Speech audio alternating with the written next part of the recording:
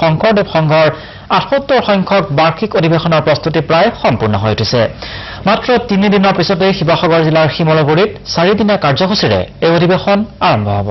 এবাৰ অধিৱেশনত দেশৰ বিভিন্ন প্ৰান্তৰ পৰা অহা 25 লাখ ভকত বৈষ্ণৱক আদৰিবৰ বাবে হাজাৰ হাজাৰ ভকত বৈষ্ণৱে দিনে নিশাই শ্ৰমদান কৰি যুদ্ধকালীন প্ৰস্তুতিৰে সাজু কৰি তুলিছে গোপাল আটা ক্ষেত্ৰ শিৱসাগৰ জিলাৰ শিমলুগুৰি দৰিকা পথাৰৰ প্ৰায় 1000 বিঘা মাটি সামৰি নিৰ্মাণ কৰা এইখনে হৈছে গোপাল আটা ক্ষেত্ৰ 11 ফেব্ৰুৱাৰীৰ পৰা 4 দিনীয়াকৈ এই গোপাল আটা ক্ষেত্ৰতে অনুষ্ঠিত হ'ব শ্ৰীমন্ত শংকৰদেৱ সংঘৰ ৭৮ সংখ্যক বাৰ্ষিক অধিৱেশনখনি শ্ৰীমন্ত শংকৰদেৱ সংঘৰ 25 লাখ ভকতক আদৰিবৰ বাবে ইতিমধ্যে গোপাল আটা ক্ষেত্ৰখনক সজাই পৰাই তোলা হৈছে 1930 চনত নগাঁৱৰ পলাশনীত স্থাপন হোৱা শ্ৰীমন্ত শংকৰদেৱ সংঘই গৌৰৱোজ্জ্বল ৭৮টা বৰ্ষ অতিক্ৰম কৰিলে শ্ৰীমন্ত শংকৰদেৱ সংঘৰ ৭৮ সংখ্যক বাৰ্ষিক অধিৱেশন শিৱসাগৰ জিলাৰ শিমলুগুৰিত অনুষ্ঠিত হ'ব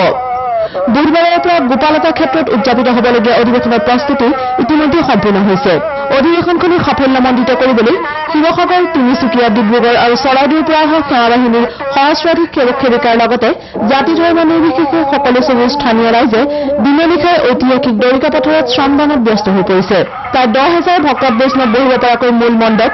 2000 দৰ্শকে উপভোগ কৰিব পৰাকৈ ভাওনা গৃহ 15 লাখ ভকত থাকিব পৰাকৈ 120টা প্ৰতিনিধি শিবিৰৰ লগতে এবাৰত 10,000 লোকে সিদ্ধ আহাৰ গ্ৰহণ কৰিব পৰাকৈ 36,000 বৰ্গফুট এলেকা সামৰি বিশাল ভোজনালয় আৰু 150টা চৌকাৰ ৰান্ধনীশালৰ নিৰ্মাণৰ কাম সম্পূৰ্ণ হৈ উঠিছে দেশ বিদেশৰ বিভিন্ন গ্ৰন্থ আৰু সা সামগ্ৰীৰ বাবে গোপাল আটা ক্ষেত্ৰত 331খন বিপণী নিৰ্মাণ কৰা হৈছে ইয়াত মানে সমস্ত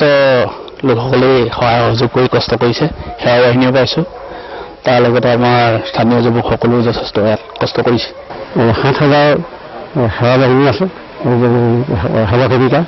আৰু লগতে 1300 গৃহ প্ৰায় 2000 ভক্ত আমাৰ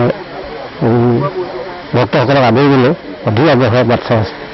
বৰ্তমানলৈকে সকলোখিনি সুকলমে আগবাঢ়িছে যদিও আৰ্থিক সংকটে আদৰণি সমিতিক চিন্তিত কৰি তুলিছে এতিয়া 20 লক্ষাধিক টকাৰ নাটনি হোৱাত আদৰণি সমিতি চিন্তিত হৈ পৰিছে এই তৃতীয় পৰিস্থিতি একেবাৰে বেয়া কাৰণ কথাটো হৈছে কি যে আমি প্ৰায় 53 লাখ মান টকা আমাৰ সংগীসকলৰ পৰা উঠোৱা এটা প্ৰস্তুতি চলাই থৈছিল তেওঁলোকৰ পৰা কিন্তু আমাৰ আচলতে এইটো এটা আভ্যন্তৰীণ এটা সংকট হ'ল তাৰ বাবে মানে ভকতসকলে পইচা নিদিয়া হ'ল এতিয়া আমাৰ প্ৰায় 20 লাখ মান টকাৰ প্ৰয়োজন গতিকে এইখিনি কেনেদৰে অহা হয় এইটো ভগৱন্তই চিন্তা কৰা হৈছে আৰু এইটো অলপ পইচা আমি পাম গতিকে শেষৰ কেনেদৰে চলাই এইটো একমাত্ৰ ভগৱন্তৰ ওপৰত এৰিছো আৰু বুধবাৰৰ পৰাই গোপাল আটা ক্ষেত্ৰ ৰূপান্তৰিত হ'ব এক মিলনভূমিলৈ লক্ষ লক্ষ ভকত বৈষ্ণৱ আৰু সেৱক সেৱিকাৰ সমাগমত গোপাল আটা ক্ষেত্ৰত গুঞ্জৰিত হ'ব কৃষ্ণনাম আৰু হৰিনাম 11 ফেব্ৰুৱাৰীৰ পৰা অনুষ্ঠিত হ'বলগীয়া সম্প্ৰীতিৰ এই মহামেলাৰ সাক্ষী হ'বলৈ সমগ্ৰ শিৱসাগৰ জিলাবাসীও অধীৰে অপেক্ষা কৰি আছে কেমেৰা পাৰ্চন লোহিত চলিহাৰ সৈতে অতনু বৰা নিউজ লাইভ শিৱসাগৰ